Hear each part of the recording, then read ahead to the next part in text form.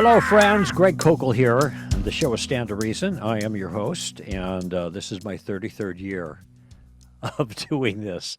Now, we hasn't always been Stand to Reason. We're approaching our 29th anniversary coming up in 2 months. 2 months from today, actually. So, but I was doing radio before that, and that was one of the things that kind of was a springboard to help launch the organization. But time flies when you're having a good time, right? I've got a bunch of callers on board here. I'll be getting to you very shortly. I do have some opening comments that are brief, relatively brief. And one of them is a kind of follow-up response to the conversation I had with the last caller on the last show, which for me was just a few minutes ago, so it's fresh on my mind. And that has to do with a recommendation that I had made about how he's approaching a challenge when talking to people about creation and evolution. Now, my point is a point that I make at the end of the Tactics book. And the point could be put this way: do not make your task harder for you than it needs to be. All right? So there are all kinds of things that Christians believe that one could make an issue of and try to defend. One of those is young earth creationism, which is what the gentleman was talking about a little bit there. God bless him. It was fine. It's not my view, but nevertheless, I respect it. But I want you to think about something. You're increasing your difficulty of persuading someone of the truth of God's world if you are focusing on, for example, demonstrating to an outsider that the earth is young and the universe is young, or demonstrating to an outsider that Darwinian evolution is false. Now, I don't think the universe is young, but I do think Darwinian evolution is false. And I think, by the way, that's not inconsistent. Some people think if you think the universe is old, you must be an evolutionist. Not so. There is no necessary connection. If the earth is young, evolution must be false. But if the universe and the earth is old, it still could be false, and I think it is. Okay? But there is so much more complication in dealing with Darwinism. I mean, I even, after all these years and all that I know, I try to avoid that issue unless I'm forced into it, because it's complex. There are people who go very deep in this issue that are really good at it. Doug Axe, for example, with Intelligent Design, Stephen Meyer, Paul Nelson. These are all guys that work with the ID movement. Those are the ones I follow more and know. But they've done the job. They've just eviscerated evolution, but they've got the creds to accomplish that. I know some of the issues. I know more than most, but still it's tough, especially when most people think it's a fait accompli. It's a done deal. Evolution is fact in the Darwinian sense, and so they're not even going to countenance anything because anything contrary, because in their view, so many believe this. Now, it is true that many qualified people do hold to this view, but there are philosophic elements that come in and that are factors in persuading them. And as some have said, it must be the case, like it must have happened, because what's the alternative? What, special creation? Forget about that. We're not even going there. And so that's their predisposition, that's their presupposition, that is their final answer. Okay, so strategically now, in order to be smart, if you can avoid going there, don't go there. Go to the beginning of the universe as an issue, regardless of the time that's involved. Both Christians and virtually all non-Christians believe, and even those who are lettered in the issues, deny an eternal universe, or at least don't hold to eternal universe. And that's because the astronomical evidence is for the beginning of the universe is so good. But see, this is a simple kind of argument. All things that come into existence, or I should say, all things essentially, I'm thinking about the simplest way of giving this cosmological argument, and it's something to the effect of all effects have causes, or all things that came into existence had a cause. The universe came into existence, therefore the universe had a cause. Okay, it's a very straightforward way of arguing. And we know the universe, the evidence for it coming into existence is really powerful, and the metaphysical notion that effects have causes is pretty powerful too. Therefore, we can reason from this cosmological argument to a cause that is going to have to be much like the God of the Bible. If the cause has to be, the effect has to be, let me back up. If the cause has to be adequate for the effect, and that's the principle of sufficient reason. So anyway, I just made a comment there about being strategic in tackling the issues with non-Christians. You don't want to make a non-Christian jump through too many hoops. I mean, the God thing, if you're talking to an atheist, all by itself is a biggie. All right? You get that one in place, well, and you could put a stone in their shoe or whatever on that issue, okay, then that's a huge step forward. And what I found is when people acknowledge that God does exist, that this changes the whole equation afterwards. And some of these issues, especially if somebody's then led to the issue of Jesus of Nazareth and the cross and the resurrection and forgiveness and all of that and becomes Christian, these other issues simply take care of themselves. It's been my experience. All right. Let's see. The other issue I wanted to talk about very briefly is a question that has come up, and I have a couple of different iterations of it here in front of me, but it's simply put, is Christianity passé? Is Christianity out of step with modern norms and conventions? And, you know, is Christianity not hip anymore? And my answer is Christianity's never been hip. All right? Not the real McCoy. There have been stages where, you know, people became Christian because it did seem to be hip. During the Jesus movement, there were lots of people became Christian or seemed to. Even the times they are a changing guy. But Bob Dylan became a Christian, or so it seemed, or so he said. And who is the guy who said, "Why me, Lord?" That song, that kind of a country singer, actor. I can see him in my mind's eye right now, but I can't think. But he wrote a popular actor, Chris Christopherson, back then, 73, 74, when I became a blue. He wrote this song, "Why Me, Lord?" And what have I ever done to deserve loving you and the kindness you've shown? Whatever it is, lyrics. He apparently became a Christian. That didn't last, as far as I could tell. So I guess there are occasions when there is some kind of Christianity that seems to be hip, and there are probably some examples of that now.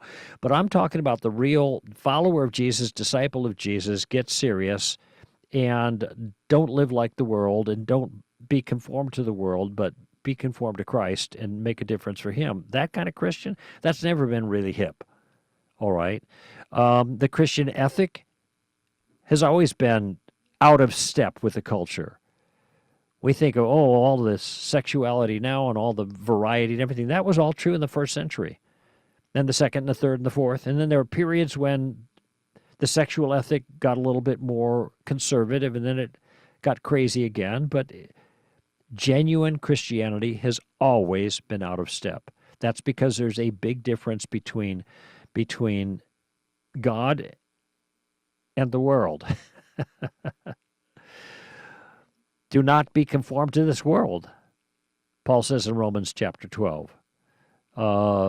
John talks about the three enemies of the world, the flesh and the devil, the boastful pride of life, all of those kinds of things. So,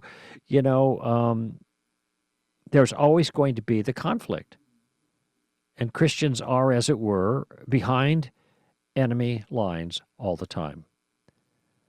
Is Christianity passé? Or does that mean it's old, antiquated, out of step? Yeah. So what? The truth doesn't change as fashion changes. If God is real and there was reasons to believe that he was real and had authority over all that he made 1,000 years ago, 2,000 years ago, 5,000 years ago, all of that is just as powerful today. Just because fashions change doesn't mean that God disappears. Though Nietzsche said that God is dead, if God is alive, then God can't be dead, even if people think he is. And the fashions change. Jesus of Nazareth was a man of history, his feet on the ground. He lived and had a powerful impact on history. And by the way, if you want to get a clear picture in that, one that I never had such a vivid characterization of until recently, then get J. Warner Wallace's book, A Person of Interest. I just heard his lecture again 2 days ago in Dallas. He gives this lecture in the subsequent realities for this year in Philly in a month and in 2 months in Augusta, Georgia. But it is mind-boggling the impact that Jesus of Nazareth has had on everything in the entire world.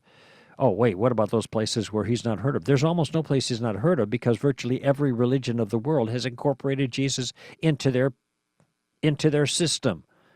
Islam has Jesus in their system. Hinduism put Jesus into their system. Just about every Buddhism put Jesus into their system. So all the places where Christianity is not declared, but these religions are, they're going to hear about Jesus in some form or other. So this is you have a real person that had a real impact on the world. And if he rose from the dead 2,000 years ago, his resurrection is still a fact today. Even if Christianity is passé in the sense that it's not popular, the bare facts don't change. Well, he's not in step with the culture. What do you mean, not in step with the culture? Humans are still humans. They still are made in the image of God. They yearn for something beyond themselves. They try to fill that void with all kinds of things that don't satisfy. We know this. And sooner or later, most of us are aware of the inadequacy of all of these things. Actually, the people who get them are aware most. Those of us who didn't get all the goodies, we think if we just get more of the goodies, then we'll be more satisfied with life than we are. It's when we get all the goodies, then we think, just like Solomon, vanity, vanity, all is vanity. No, that need is still there. And the existential guilt is still there. We are actually guilty. We feel guilty because we are guilty. That doesn't go away. That need is still there. The search for meaning and significance in a transcendent sense is still there. We can make up our own little meanings, but that's just too small. Most of us know there's something bigger than us going on here. And so what I'm saying is man is still man no matter what cultural trappings surround him at any given time. And though fashions might change, oh yeah, 8 tracks, they're passé. Oh, what was the other? Cassette tapes, they're passé. Oh, DVDs, you don't even have a DVD player in your computer anymore. When you just got a new Mac, it doesn't even have a DVD player. You can't put a disc in it. It's passé. Yeah, trends change. Ultimate truth does not. And if somebody says your Christianity is out of step with the culture, I say, right on, brother. I might even say groovy. Of course it's out of step with the culture. That's the point. It is grounded and rooted in durable reality. And the truths remain the same even when fashions change. All right, that's a good start. Let's just go quickly to my first break, and then I'll come back to my callers here on Stand to Reason.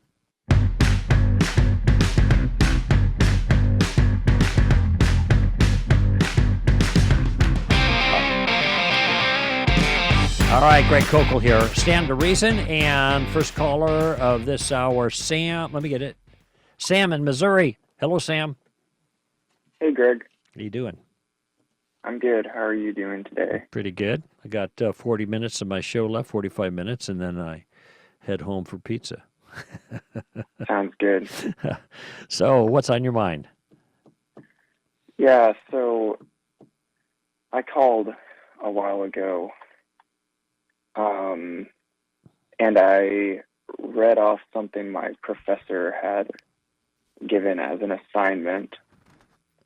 And so I'm calling today on a similar issue Okay. from the same professor. Okay. By the way, where are you going to school? Just out of curiosity, if you don't mind saying. I'm going to community college right now. Okay. But anyway, I turned in an assignment and I quoted C.S. Lewis in Mere Christianity Uh-huh. when he talks about how we appeal to a moral law, or as he says, the natural law. Yeah, Lewis does, right, in Yes. the opening pages of Mere Christianity. Uh-huh. And at the bottom of my paper, he put a footnote, and I was going to read it off and hear what you had to say about Okay, it. the he here is your professor, right? Yes. So he's responding to your paper in which you cite Lewis regarding our moral sense that Lewis calls the natural law that we're all aware of, the natural law of morality, and your professor apparently didn't like it. So he says what? He says, I like your take on natural law. However, as I think you mean by it, the capacity that has, by long evolutionary processes, given human beings, and I would argue some other animals, a capacity for graciousness, self-sacrifice, recognition of the other, and the potential for compassion. From the standpoint of an empiricist, I don't so much find meaning as make it, and given that I couldn't, and that's pretty much where it ends. Okay, what's interesting is, can you read the list? The self-sacrifice, a capacity for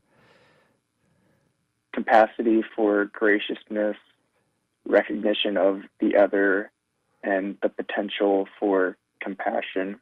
recognition of the other, potential for compassion. Okay, I'm going to make an observation about that, and this is going to the heart, I think, of the problem of this approach. What he has suggested, actually, there's a lot of problems with it, but what he has suggested is that given our sense of morality that we all share, this is Lewis's point, there is an explanation for that in in Darwinian evolution. I was going to talk about empirical thing, but there's not an empirical. Evolution is an empirical. Is it empirically? I'm trying to choose my words very carefully here. An empirical methodology is employed for people to draw the conclusion that animals evolved biologically, okay? And then there is an extrapolation from the idea of biological evolution to other things that must be the result of biological evolution, and that's psychological states, including our moral senses. Okay, and this is something humans have, and he says even other animals have. I'd want to know the examples of this, but but I'll show you one problem. Self-sacrifice, a capacity for I can't read my own handwriting here. What is it? What does he say? Capacity for what? Capacity for graciousness. Oh, graciousness. That's it. Okay. Recognition of the other and potential for compassion. Do you notice that all of these are descriptive? Okay. He is assuming that compassion is good morally, that graciousness is good, that self-sacrifice is good. You can see one person can sacrifice himself on behalf of another. That is something you can see happen, and when you say he fell on that grenade, that is an act of self-sacrifice. It is another step to say self-sacrifice is a virtue. Do you understand what I'm saying here? Yeah. But that's a step that you can't make with evolution, because evolution only explains if it works. I don't think it works to do this. But if it does work, all it can do is explain why we believe that falling on grenade is good, because it helps get the genes of our buddies or close family members or whatever into the next generation. That's kind of like getting our genes into the next generation. So the genes that fall on grenades because we're helping that gets in the next generation. But that doesn't establish falling on grenades as good, because the Darwinian model can only describe things. It cannot prescribe things. It cannot establish that we ought to fall on grenades in those circumstances, that it is virtuous. It is indeed virtuous to do so. It can only describe why we do that. It can't prescribe why we ought to. It can only look to the past. It can't look in the future. The problem with that is that genuine morality is not descriptive. It is prescriptive. It tells us not what we do, but what we should do. And even Lewis makes this point. There are lots of times we know what we ought to do, but we don't do it. We should have done one thing, but we didn't. So the Darwinian model fails to explain why self-sacrifice is good, why graciousness is a virtue, why recognition of the other is a noble thing, why there's a potential for compassion, that is laudatory. That's a separate step. What turns out in the evolutionary model is that even if evolution works the way people say it works in the biological realm, and I do not think that is ultimately defensible, I think Darwinian evolution is not adequate to explain those things. But and therefore, if it can't explain the biological realm, it cannot explain the psychological realm. Okay? But even if it were, the only thing that it can ultimately give us is a description of why we believe in moral things, not make those things moral in themselves. It's a relativistic system. It cannot explain objective morality, and it can't explain obligation either, which is what I was pointing out earlier. It can't be prescriptive. So I don't think that your professor has given you anything to undermine Lewis's argument. He's just given his opinion. He thinks Darwinism can account for our feelings of evolution. Of morality. Now, last week I actually dealt with this question extensively in, let's see, I'm thinking here, I think it was the second hour. So it would be Fridays of last week, the end of February, that podcast, which is also by the way available on our Facebook by video if you wanted to watch the video. But I did two sessions last week, session 1 and session 2, where John Noyes and I were critiquing a critique of an atheist, of something that I'd done. And one of those responses entailed the notion of morality and how this particular individual, his name is Drew, invoked Darwinism the same way that your professor invoked it in order to explain explain morality, our beliefs about morality. And so I encourage you to take a look at that on our Facebook or just listen to that podcast, because I went through a great amount of detail on why the Darwinian thing is not going to work. And some of those things I've repeated here. But one of the biggest problems is all that Darwinism can give you is relativistic morality. That means rape is not actually wrong. We just, contrary to fact, believe it's wrong because evolution has tricked us into believing that. Sexual slavery is not wrong. Child molestation is not wrong in itself, in themselves. Genocide is not wrong in itself. There are no things that are wrong in themselves. And there are no things that are right in themselves either. There is no badness, there is no goodness in the world on this explanation of things. All we have is a trickery of evolution to cause us to believe some things are wrong when in fact nothing is wrong and nothing is right. Now that to me is a pretty hefty pill to swallow. But that is what your professor is going to have to affirm given this characterization or explanation of morality.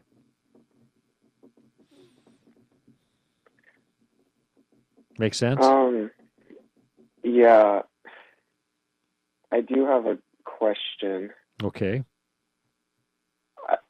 I guess I understand how evolution can't really account for like how we got our moral sense. You do or don't? I do understand that. Okay, if you do, I have a question though. Tell me how a biological mechanism, genetic mutation, that's all we have is genes mutated here. That's what natural selection has to work with. How can biology cause you to believe something false? How can biology create a belief? Right, yes, I agree. I think that's a serious problem here. And incidentally, if biology creates false beliefs, and I quote Michael Ruse, the philosopher, and who is also an atheist, naturalistic philosopher, upholding this explanation of evolution, then if it can create false beliefs about morality, how does it create accurate beliefs about anything else? How do we trust our faculties? Maybe his belief in evolution is also a false belief created by, I don't know, something. You see, it calls into question the whole. I don't think biological systems have causes have biological effects. But a belief that rape is wrong is not a biological effect. It is a mental notion, not a biological notion. So there's kind of a disconnect between the cause and the effect. Now, I'll tell you something here, and I didn't mention this last week, but I'll mention it now just kind of in closing. I'll give you this to think about. Consciousness, which is kind of what we're referring to now. We're referring to consciousness holding beliefs. Okay, you with me on that? Still there? Yeah, you said consciousness holding beliefs. Yes, we are conscious creatures. Our awareness, okay, rocks aren't aware of themselves. We are aware of ourselves. Okay? That's called consciousness. Our conscious awareness of things. You're aware of me talking. And then you're going to be aware of all kinds of other things too. That's consciousness. That's awareness. Consciousness cannot itself be explained by Darwinian evolution. In fact, this problem is so bad that one of the new atheists, an evolutionist himself, Daniel Dennett, has declared that consciousness is an illusion. We think we're conscious, but that's just an illusion. We're not really conscious. That's what he said. Because Darwinism cannot account for our awareness. Now, if Daniel Dennett, one of the new atheists, has to go to such extremes that he denies the existence of consciousness because Darwinism can't explain it, how can Darwinism explain a feature of consciousness called morality?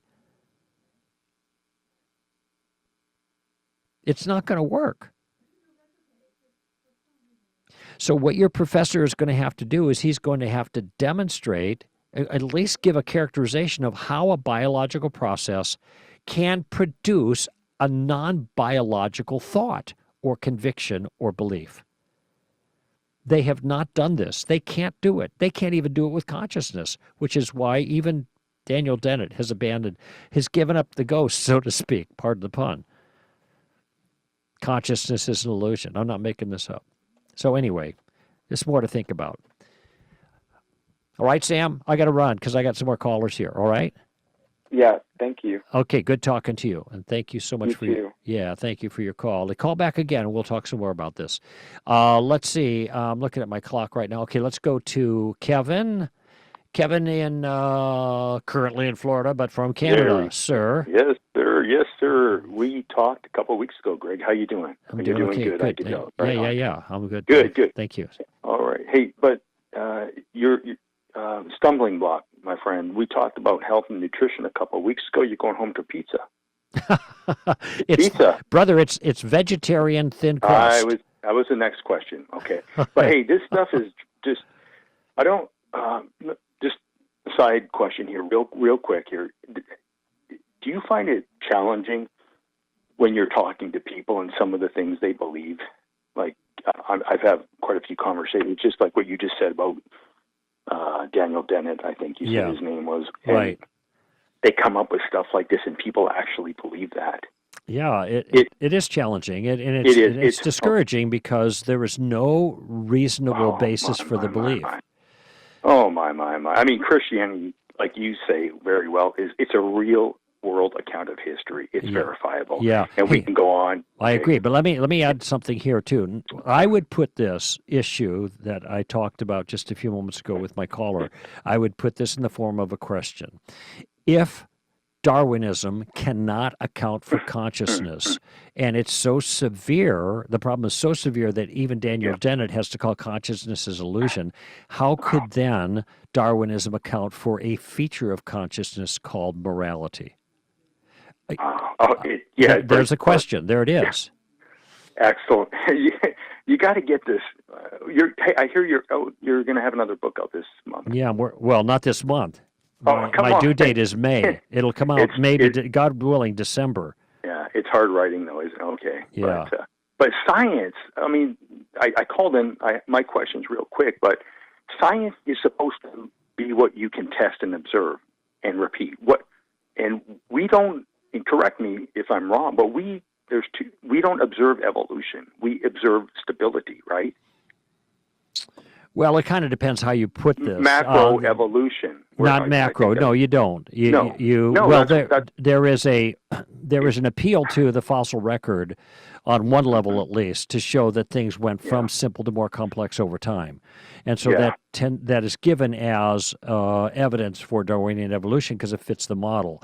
But these are what you see as these great spurts and jumps from one fully formed kind to another fully formed kind. You don't see the intermediate forms that are necessary. You're right. That's a problem. But you have a question about something different. Pastors owning multimillion-dollar homes. I do. I had a conversation, and over the years I've had conversations about it, and just it's been on my mind about what your thoughts are with pastors who are, they have multi-million-dollar homes. Mm-hmm. I'm not saying what I think now. I'm just because I always connect it with what's going on in the world today, and we talked my last call about the state of the family and what's going on and how. I mean, it is very, very troubling. Okay, very, and so I kind of try to connect it all and thinking, why can't we all just get together? We have the resources. We have the man. I think we can get some, foot soldiers out there to help out as well. Yeah. But why can't and build schools and make it very, very, very affordable, because the reality is a lot of people can't afford to send their children to Christian schools, but they're questionable anyway. But just the $1 million homes, I guess we'll stick with that for now. And maybe you have one. I don't know. But no, well, I live in Southern California, Ventura County, and so it's pretty hard to have any home at all that isn't approaching $1 million in value, even if it's a piece of junk. It's just the way it is. I know. But Vancouver that's is like not that, the too. kind of thing you're talking about. No, not. I actually think there is an issue of excess in this. I think these are sometimes a little bit difficult to pin down, but I do, because people work hard and earn money, and they are allowed to keep and enjoy much of what they've earned, even before God. I mean, if you think about even the tithing system of the Old Testament, and I don't hold to that. That was part of the Old Covenant. It was That's right. under Jews were obliged, not Gentiles, Yeah. for that, Yeah. and none of us now, in my view. Mhm. But it's still, it worked out, well, it says tithe 10%. It was really closer when you think of all of it, more like 30%, but still there was 70% to use and enjoy as one would. So there is a principle of being able to keep for one's own enjoyment the fruit of one's labors. And if one wants to be Well, more generous, then they're certainly, that's fine too. Widows might, for example. But I do think, and I think in the New Testament economy, that general principle doesn't change. But I do think your point is really a good one. And we are to be able to earn enough that we take care of our own needs. This is Pauline theology, yes, and sir. be able to help out with others who have genuine need. So there Yes. should be an overflow in our life of Absolutely. giving. And so, though tithing is not a New Testament ethic, giving certainly is. Sure is. And so this is something that we are obliged before the Lord to Yes. participate in, but it's, as Paul puts it in Corinthians, as each as has, how does he put it, reasoned or purposed in his own heart. So this is up to the individual. So there is a certain flexibility there. Okay. No. At the same time, I think there is, in many cases, radical excess too, when a whole bunch is being spent on the self and very little is being used to charity, as what we classically would call it, and to helping others that are in genuine need. And I think that's a problem. Yes. I think it's First John 3:17 comes to mind about whoever has this world's goods and sees his brother in need shuts up his heart from. But anyway, it goes on to talk about helping out people who are in need. And we certainly live in a different culture right today than we did in the Old Testament, I think, with everything that's going on. I think there is more need today. And like I said, the state of the family, right? And there's so much need out there. So anyway, I was just curious. And I don't know exactly how I would characterize comparing, and I'll have to make this my last comment, comparing our circumstance to, first century. I actually think there were a lot more needs in the first century. Now we have an abundance, and most people in America, at least, participate in that. But all the more reason when there is genuine need for people to share and help out there when they have so much. So I think your point is well taken. Okay, got to run. I got a bunch of people on board. All right. Okay, buddy. Keep up the good work. Yeah. Take care, man. Yeah. Thanks for your call. Bye-bye. Bye. All right. No commercial now. Let's just keep going. And this is going to be Adam, Richmond, Virginia. Hello, Adam. Hi. How are you, sir? I'm doing pretty good today. What's up? Good. Well, I wanted to ask. I've just recently started listening to this podcast and the hashtag STRask, and I've kind of been binging on them. Well, thank you. I'm flattered by that. I appreciate it. Absolutely. But my question was, I ran across a meme on social media the other day, and I wanted to respond, but I found myself like my response was not going to be coming from the right place. So.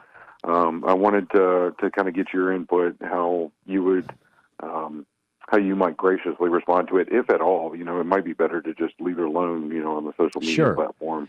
Yeah. But it said, I think, by the way, in general, it's better to leave it alone than give a bad response. All right. Okay. So that's wisdom, brother. Oh, good. But the meme said something and I'm paraphrasing here, something to the effect of 500,000 kids are in foster care. Tell me again how pro-life you really are. Okay. So, I mean, I can kind of see, we're comparing apples and oranges, or sitting. I'm not sure on the tactic term you might use. Is this a straw man? Setting up something that would be easily knocked down. Well, a straw man is when you characterize another person's view, and I don't think that that's what's going on here. I think this is a shallow kind of challenge. And the fact, okay, the presumption here is if Christians were really pro-life, then no kids would be in foster care. That's kind of, so since there are kids in foster care, then you're not really pro-life. That would be kind of giving the bare bones of the argument. But how is it the case that if people are really pro-life, that there would be no kids in foster care? Christians aren't. There are so many Christians that are actually foster care parents that are caring for these kids, first of all. So how many of these foster care parents are actually Christians doing good work on behalf of those kids? Being pro-life doesn't necessarily well, let me put it this way, back up. Just because one is pro-life doesn't mean we have the capability of pulling kids out of the foster care system. I mean, so that's one mistake. So all these pro-life, I'm pro-life, so therefore I can take this child. Well, maybe they're not there for the taking. The government controls the foster care system. There are lots of Christians, I've known them, who take kids as foster care kids because they know that they are pro-life and they can give these kids a good home. One of our family's closest friends with my daughters is in that situation, okay? And what they did is, I think they started out with foster care with these kids, and then they adopted these kids. And what happens sometimes in foster care circumstances is the parents get these kids for a period of time and take care of them and love them up really wonderfully. And then because the way the law is, at some point, these kids can then be returned to their mother, taken away from those Christian parents or non-Christian parents who have loved them well, and now they're bereft of these children that they've been raising. Think of the pain that causes. But that's the way the system works. I don't see any clear connection between the number of people who are in foster care, a number of kids that are cost, and the number of pro-life people. That's a connection that's not been made. How many pro-life people are foster care parents? Lots. How many people could adopt foster care kids realistically? Not that many, maybe. Right. But that doesn't mean that when you're against killing children, that you're somehow disingenuous. Look, that's like saying, are you really against me beating my wife? Well, then why don't you marry her? That's kind of a crazy kind of way of arguing. Okay, go ahead. Yeah. Well, no, I was just going to say, and to me, when we're talking about abortion, we're talking about murder versus, a kid in foster care system. It's like we're talking about murder versus taking care of a kid. The two just don't correlate. That's right. At all. Exactly. And even if pro-lifers are not so pro-life that they take all the foster kids for themselves, that doesn't mean that killing an unborn child is fine. Has no moral consequences. So this is an absolute non sequitur. It's a complete disconnect. It's a distraction. It's just a way of assaulting pro-lifers. It does not deal with the moral logic of the pro-life view, which is it's wrong to take the life of an innocent human being. Abortion takes the life of an innocent human being. Therefore, abortion is wrong. Right. Okay, that's very straightforward. So I think you exercise good judgment, though. In not responding when you didn't have a good... I actually can't think of a clever response to that just right off the top of my head, but I did try to explain a little bit of what was wrong with it. Incidentally, do you know about Red Pen Logic? Oh, yes. I have. I've actually binge-watched, I think, all of Mr. B's videos. So yeah, well, that's good. I'm waiting his next one. Because this is the kind of thing that he deals with. So, listen, I got to run. We've got more callers here, but I appreciate the call. Okay, Adam? Absolutely. Okay. Thanks for the time. Sure. All the best. All right. Bye-bye. Bye-bye. All right, let's go to Mr. Matthew here in Santa Clara, California. Matthew, welcome to the show. Hello, Greg. Thank you for having me. Sure. I had a question.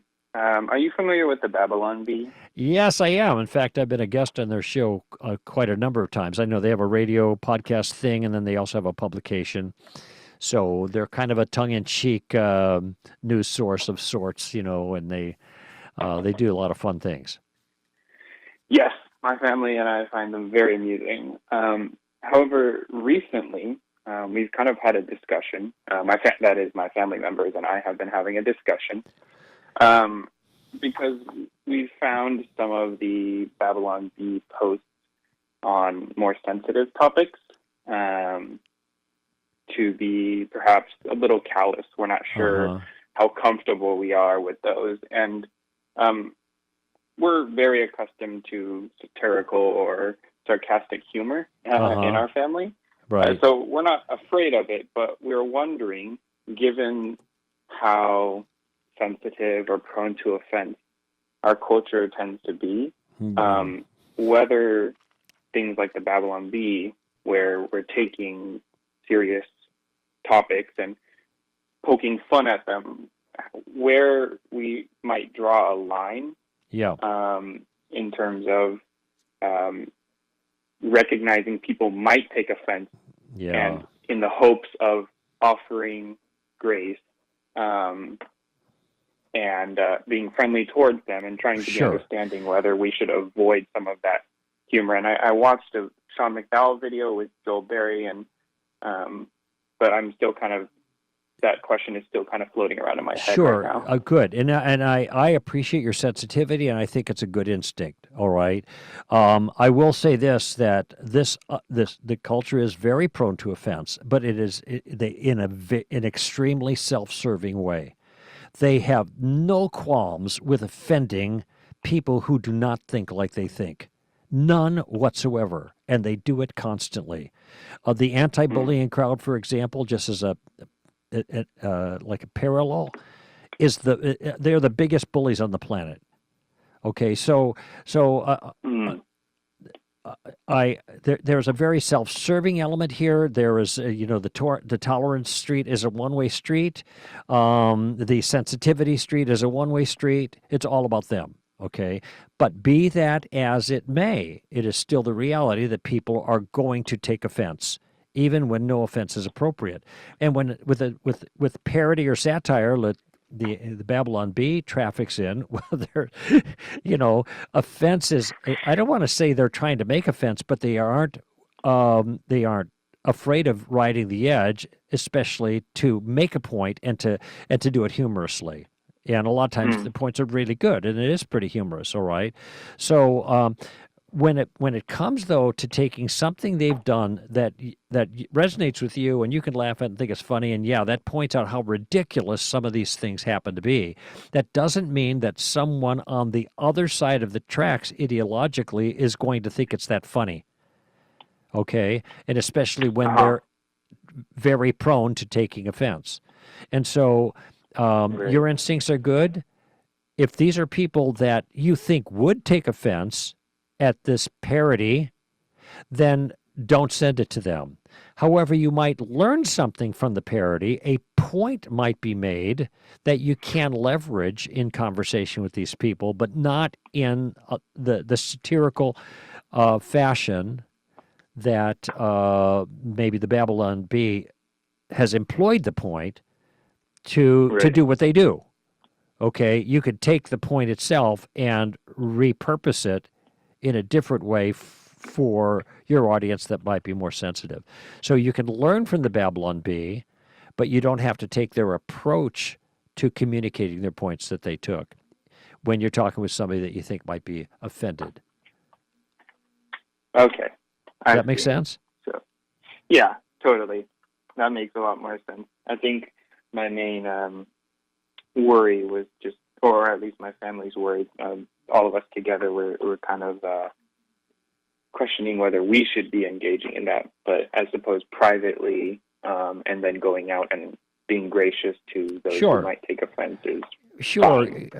Exactly. I don't see there's a problem with poking fun at foolishness and doing it in a humorous way. It's a standard technique of a literary technique, satire or parody, and it's meant to make a point. You know that most nursery rhymes are satirical. They have political history to them. You know, Humpty Dumpty on the wall, Humpty Dumpty had a great fall, blah blah blah. These are all these are clever ways of poking fun, or either poking fun at foolishness or identifying foolishness, or that, you know, that's the way they did things back then. And so I'm fine with the art form, literary art form, but I think we have to be careful how we use it. So I'm with you on that. All righty? All righty. Thanks, Greg. That clears that up a lot for me. All right, buddy. Matthew in Santa Clara, good to talk to you. Good talking to you. Okay, Bye-bye. bye. Let's go to Zach. And Zach, you made it. We only have about 4 minutes, but we got you in.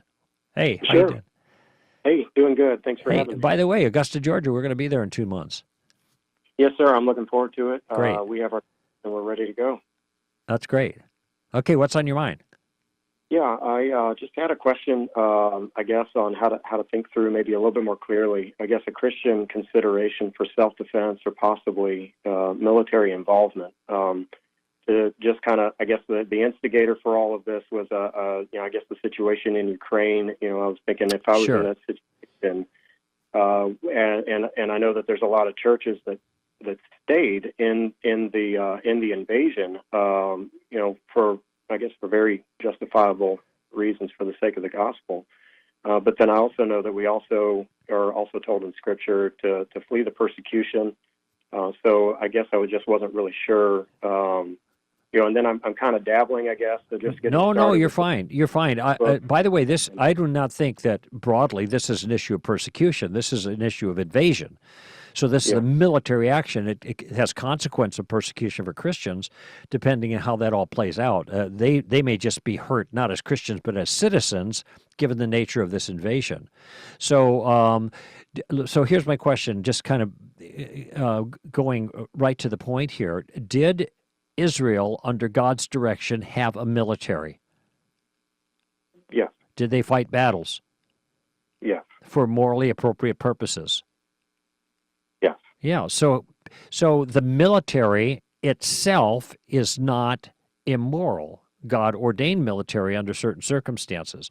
It also says in the New Testament that God ordains rulers and authorities over communities in order to punish evildoers and the praise of those who do good, so to speak. So you have these themes in the Bible where God ordains in different ways the ruling authorities to take violent action for good reason. And if that's being done by larger groups, if there's a proper role for that with larger groups like a military, it seems to me there's also a proper role for that for individuals and for families. I think that pacifism is immoral.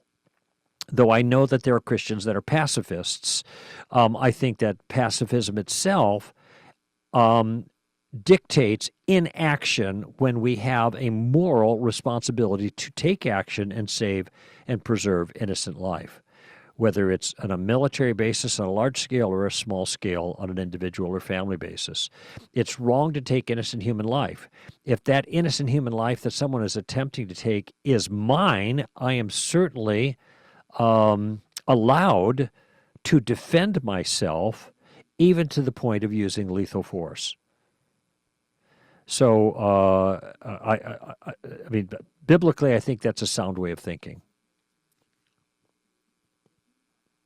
Sure. Thank you. Well, that's it. That's all I said you got 60 seconds to respond, but I guess you're satisfied with that. It's kind of the quick shot right there, the thumbnail sketch, so to speak, but I think it's good thinking. And some people will think that Jesus turned the other cheek kind of thing, put a new ethic in there for Christians. But it's very interesting that when Jesus was wrongly slapped, he did not turn the other cheek. This was at his trial. He asked for an accounting. If I did something wrong, bear witness to the wrong. If I did no wrong, then why did you slap me? Very interesting. What Jesus was talking about in turning the other cheek is not self-defense.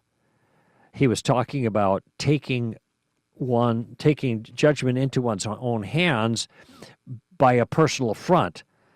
You know, and there's details in the account there. It makes it clear there's a backhanded slap that's Jesus is talking about, which is an affront, and we're not to, take our own take our own vengeance essentially on that. But self-defense is an entirely different circumstance. Anyway, hey, thanks for the call, Zach. And there's the music, and that's the show. So great talking with you guys today. I'm Greg Koukl for Stand to Reason. Give them heaven, friends. Bye-bye now.